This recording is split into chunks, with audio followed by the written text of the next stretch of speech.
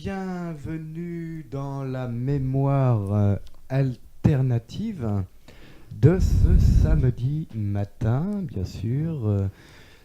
L'émission que vous aimez retrouver tous les samedis matins avec plaisir. Et aujourd'hui, la mémoire alternative ouvre sa porte et son espace à Laurence Simoneau. Laurence Simoneau, elle est thérapeute et formatrice. Elle a un master en programmation neurolinguistique et elle est praticienne en hypnose ericksonienne. Nous allons parler aujourd'hui de son livre « Vraiment là ». C'est un livre qui a déjà quelques années puisqu'il est sorti en 2005. Il est toujours disponible et j'ai choisi ce livre puisque sur le nombre d'ouvrages qu'elle a écrit, j'avais envie de parler de celui-ci en particulier. On aura l'occasion d'ailleurs un jour de parler des autres. Alors, bonjour Laurence, je vais te demander d'ailleurs pour commencer de te définir. Bonjour Néo, bonjour aux auditeurs aussi. Oui, comme tu l'as dit justement, effectivement, dans mon métier, je suis thérapeute et j'accompagne donc les personnes en individuel et j'anime aussi des ateliers, des stages en groupe. Et puis j'aime écrire, surtout pour partager tout ce que j'ai compris, moi, digéré, alchimisé de la compréhension de l'être humain. Et dans l'idée de créer une vie meilleure et d'être bien dans sa peau. Bien dans sa peau, bien dans sa tête. Et ça me paraît important. Et un axe qui me tient à cœur aussi, c'est comment réenchanter sa vie, comment faire de son quotidien des moments où on se sent en paix, en sérénité. Surtout par rapport au quotidien, et c'est très bien ce que tu dis, parce que ça m'amène directement sur la question, sur cette phrase qui m'a interpellé lorsque j'ai lu ce livre. Notre vie quotidienne nous semble parfois difficile à vivre en raison de toutes les activités et de tous les gestes que nous devons accomplir chaque jour. Oui, parce que le quotidien, et là, on est une grande majorité des gens, je généralise effectivement, mais à considérer que le quotidien, ce sont des habitudes et que les automatismes étant là, nous ne goûtons plus la vie et ça devient lourd. Et très souvent, il y a comme une forme de lourdeur, même en se réveillant le matin, c'est comme si tout devenait lourd, on a l'impression de répéter, que tout devient des répétitions. Donc on n'arrive plus, en se levant le matin, en ouvrant les yeux, à considérer que chaque jour est neuf. Comme si on n'arrêtait pas de rejouer des scènes qu'on a déjà jouées, sans considérer que chaque jour est neuf. Et moi, mon idée, c'est de réapprendre, même s'il n'y a pas de cours encore à l'école, justement, c'est de réapprendre à faire en sorte que chaque instant du quotidien soit vécu comme un moment qui est neuf. Parce que c'est ça, en fait. Et on oublie en considérant que c'est toujours la même chose. Par exemple, laver la vaisselle. Effectivement, on lave toujours la vaisselle. Sauf qu'à chaque fois, ça peut être un geste neuf. Se laver le matin. À chaque fois, c'est quotidien, c'est répétitif. C'est comment remettre du neuf, du nouveau dans les choses qui sont là, qui semblent être répétitives. Alors pour poursuivre, je me suis arrêté aussi sur une autre phrase qui reste toujours un peu sur le quotidien, c'est avoir à chaque instant une conscience accrue de soi et des autres. C'est important d'être conscient de soi, conscient de ce qui est autour de soi, conscient de l'autre aussi. Ça permet de se centrer à l'intérieur, ça permet d'être en paix à l'intérieur de soi. Et puis d'être présent vraiment, d'être attentif à ce qui est là. Dans la vie, il y a plein de cadeaux. Il y a plein de cadeaux, il y a plein de magie. Et si nous ne sommes pas présents à nous-mêmes ou ce qui est autour de nous, on loupe les cadeaux en fait de la vie. Et du coup, de retrouver à l'intérieur de soi cette conscience de son corps, conscience de ses émotions, conscience de ses pensées, conscience des éléments de la nature qui sont là autour de nous, conscience des autres qui sont là en face, des objets qui nous entourent, ça permet de s'inscrire pleinement dans la vie. Et ça, c'est quelque chose qui me semble fondamental pour à nouveau être en paix, en sérénité, et puis pouvoir exercer ses talents, mettre en place ces talents, les exprimer au monde, et puis être dans la joie de chaque instant, la joie du quotidien, la joie d'être vivant, en fait. Ce que ça amène, tout ça, c'est retrouver la joie d'être vivant, la joie d'être sur Terre, dans l'incarnation, avec ses talents, de les retrouver en quelque sorte, pour les exercer dans le monde, dans le concret, en fait. Parce que souvent, nous nous croyons misérables, miséreux, nous croyons que notre vie, elle est misérable aussi, que les gens sont miséreux, que rien de bon peut arriver. Or, c'est faux, c'est simplement une erreur. C'est une erreur de pensée, c'est une erreur de langage, et c'est une manière de voir le verre vide, donc d'être dans le drame, alors que le verre plein, il est là, quoi. L'idée, c'est de réorienter son regard sur autre chose. Développer un nouveau sentiment d'appréciation de nous-mêmes et de la vie en augmentant assurance et force intérieure. L'appréciation de soi, l'estime de soi, la confiance en soi, c'est quelque chose dont nous manquons souvent. Oui, nous manquons souvent de tout cela, parce qu'il y a des croyances à l'intérieur de nous que nous avons mises en place, inconsciemment bien sûr, quand on était petit souvent, et qui nous empêchent de profiter, de goûter de tout ce qui est là sur la Terre, quoi, dans le quotidien, à chaque instant. Donc l'appréciation, c'est quelque chose qui pour moi est à remettre au goût du jour, je dirais, à la mode, à la mode de chez nous. Oui, apprécier, et l'idée c'est apprécier chaque chose.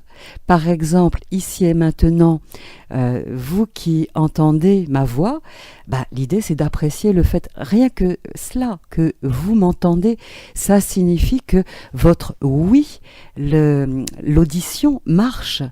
Apprécier que le système auditif fonctionne. Apprécier que vous puissiez marcher si le corps est en santé, parce que tout le monde n'a pas la santé, tout le monde n'a pas une ouïe qui fonctionne ou la vue. Donc d'apprécier chaque chose, même le rayon du soleil sur la joue, apprécier, avoir un livre et de pouvoir ouvrir le livre, de le toucher, apprécier ça aussi. Le contact des vêtements sur le corps, apprécier le contact. Lorsque nous mangeons, apprécier le goût des aliments avant même de les manger, c'est de regarder la couleur, de sentir les odeurs. L'idée, c'est d'utiliser nos 5 sens pour nous permettre justement de trouver le bon de la vie, l'exquis. Voilà, retrouver l'exquis en soi, dans la vie, dans tout ce qui est là, et notamment dans les toutes petites choses, les tout petits détails, instant après instant. Je peux marcher, appréciation de ça, parce qu'il y a plein de gens qui ne peuvent pas. Même si on manque d'argent, si on manque de temps, parce que la majorité d'entre nous, effectivement, nous pouvons manquer de temps ou d'argent, il y a tellement de choses à apprécier quand même. Eh bien, en zoomant sur tout ce qui est là présent, ça va permettre de se sentir comme soulagé, détendu. Il y a une forme de détente intérieure qui peut se poser à l'intérieur de soi.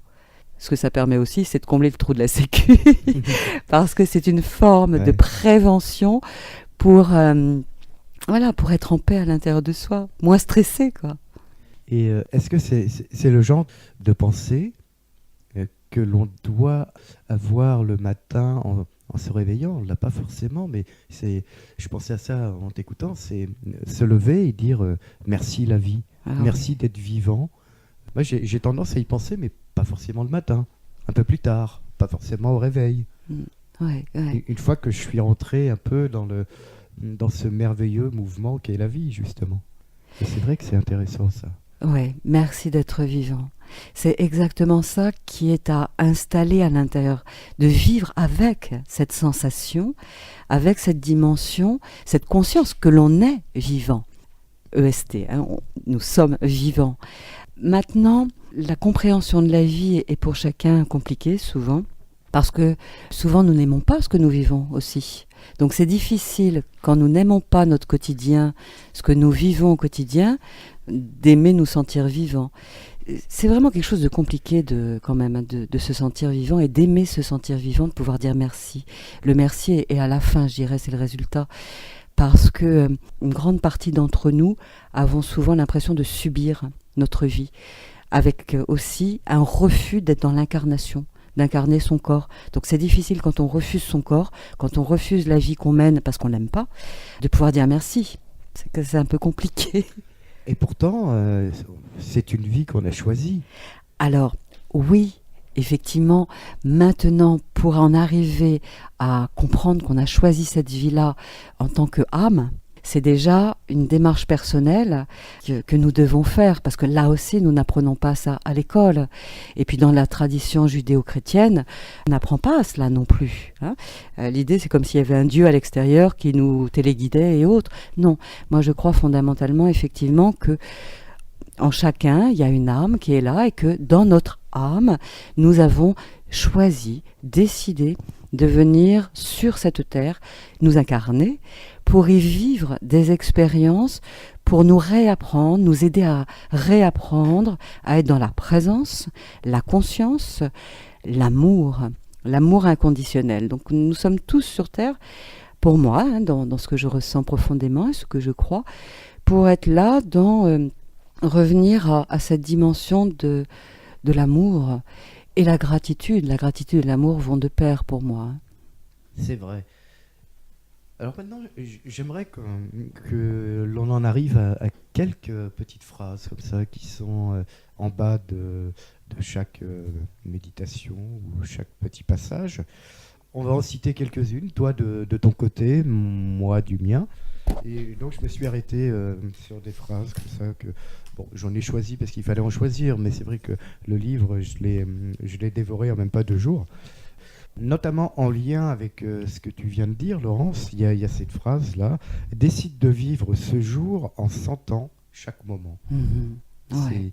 Ce que j'aime bien, c'est ça, c'est d'essayer d'être en harmonie avec soi-même et de s'écouter et d'avoir une ouverture sur soi, en fait. Ouais. S'écouter. Vraiment, c'est important de s'écouter. D'être là. C'est pour ça que j'ai intitulé ce livre vraiment là. C'est pour être vraiment présent à chaque instant.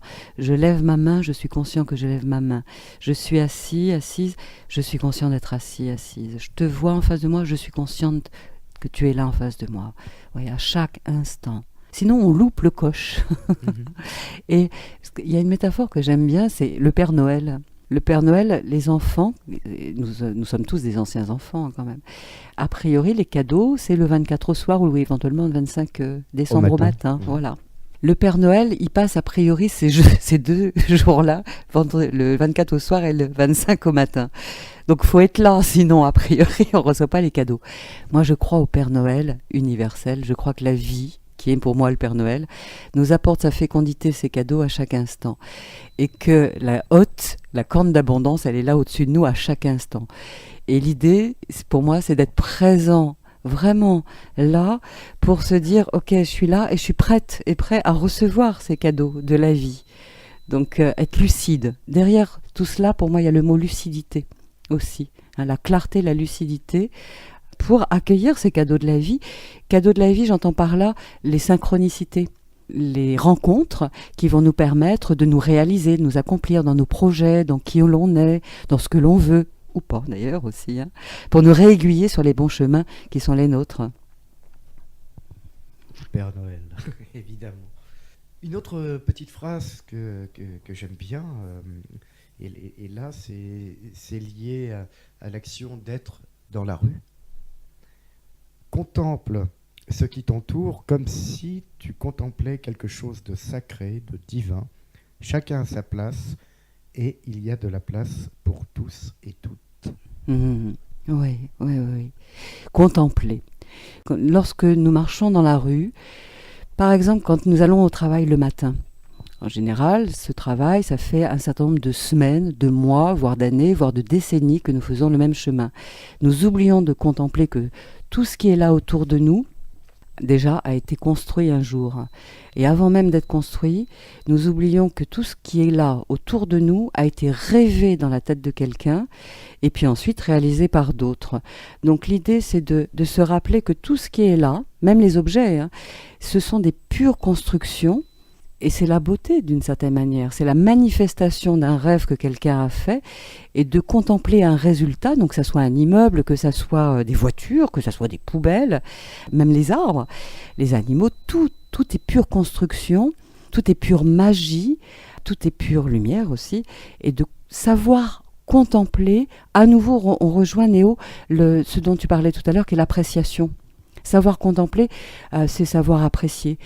Et je vois plus les gens aller dans des musées pour contempler des tableaux ou des statues, sauf que dans les musées, les statues, elles sont entre guillemets mortes, elles sont figées, alors que dans la rue, contempler des gens qui marchent, des gens qui parlent, contempler les arbres, c'est contempler le vivant, contempler son propre corps en mouvement aussi, c'est contempler la vie vivante. Et ce que ça donne, c'est une forme de grâce à l'intérieur. On rencontre à l'intérieur le sentiment de la grâce, le contentement, et de faire partie du club des vivants aussi, et de ceux qui ont le droit de rêver.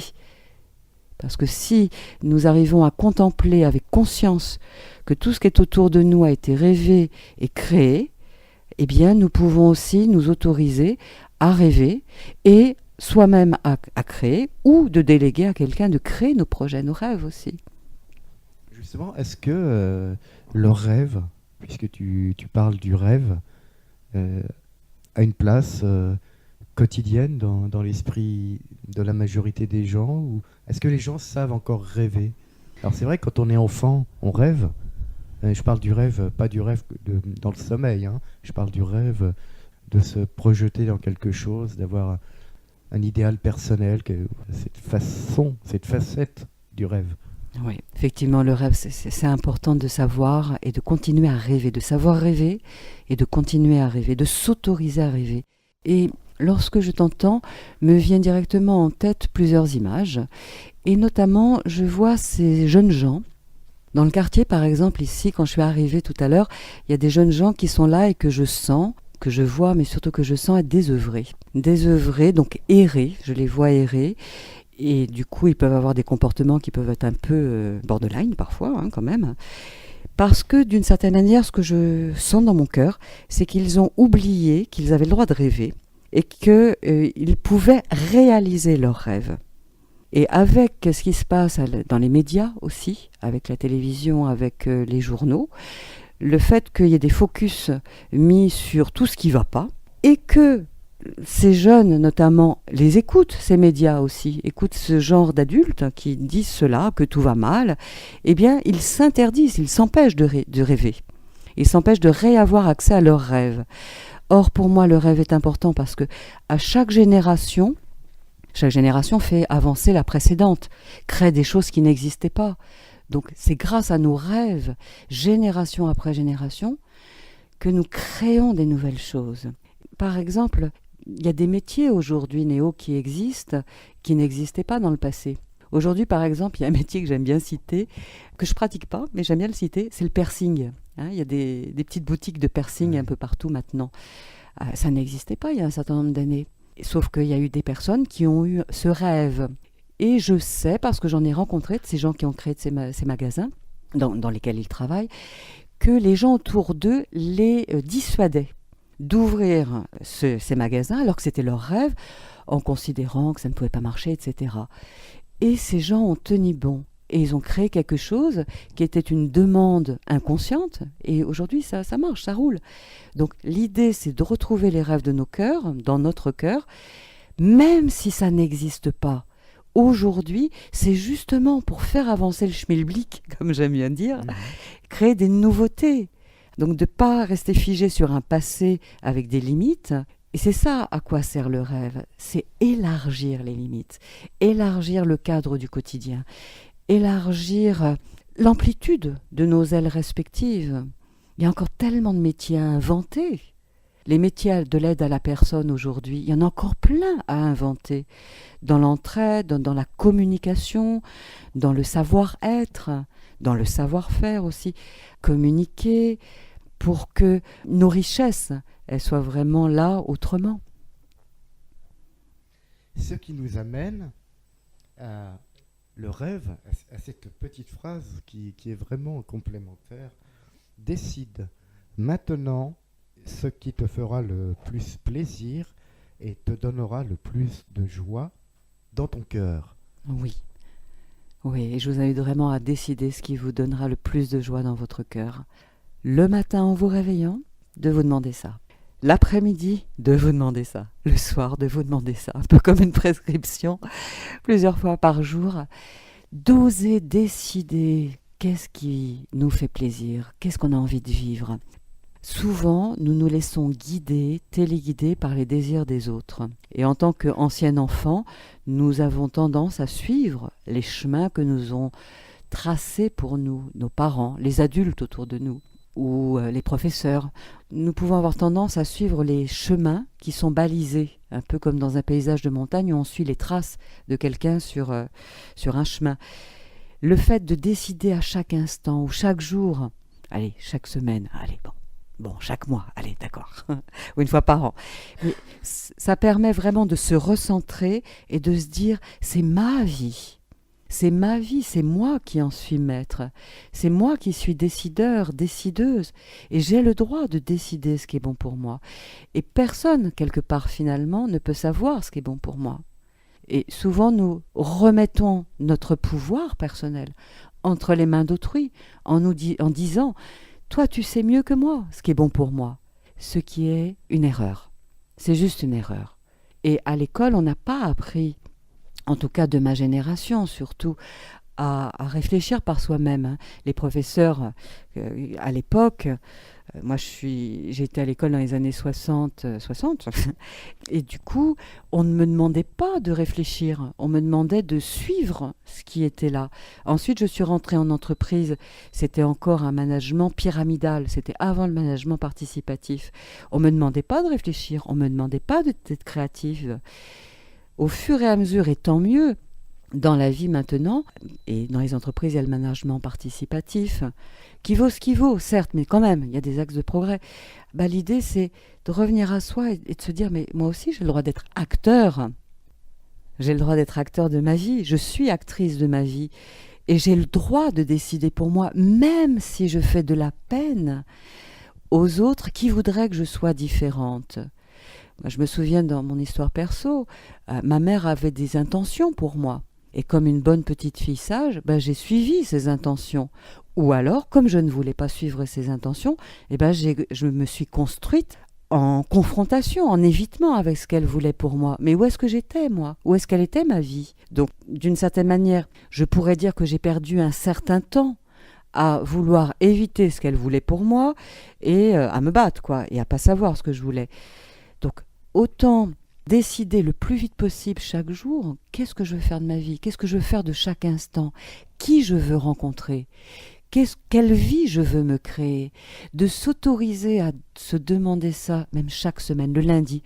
Sachez que moi je fais ça le lundi matin, ça fait partie de mes rituels. Je suis quelqu'un qui adore les rituels, vraiment. Je suis pas figée comme Nana, mais j'aime bien le lundi matin préparer ma semaine. C'est une manière de faire que j'ai depuis quelques décennies. Je me pose en buvant mon petit café avant d'aller travailler et je pose sur le papier avec quoi j'ai envie d'avoir rendez-vous cette semaine. Qu'est-ce que je veux créer ? Qu'est-ce que je veux être et vivre ? Et je fais une liste, c'est un peu ma liste au Père Noël. En faisant ça, je considère que l'univers va répondre à mes demandes, à mon intention. Vous connaissez peut-être la loi d'attraction, la loi d'intention. C'est ça, et on peut tous le faire à sa manière, à sa sauce. On n'a pas besoin d'aller dans un centre en étant les jambes croisées. Moi, je ne sais pas faire en lotus, je ne sais pas. Mais dans un café, en buvant son café, tout tranquillement, et de se demander avec quoi j'ai envie d'avoir rendez-vous aujourd'hui. Eh bien, c'est une intention, c'est une décision. Et ça me paraît vraiment fondamental. Même si les professeurs, le lundi matin, à l'école, avant de faire leur cours, demandaient aux gamins Ok. Avec quoi vous avez envie d'avoir rendez-vous cette semaine? Ou aujourd'hui pendant le cours? Eh bien, ça oriente l'inconscient, ça oriente le conscient aussi vers un axe. Et du coup, il y a beaucoup plus d'écoute, de disponibilité à ce qu'on va donner et recevoir. Ce qui va nous amener à parler de l'abondance, s'ouvrir à l'abondance.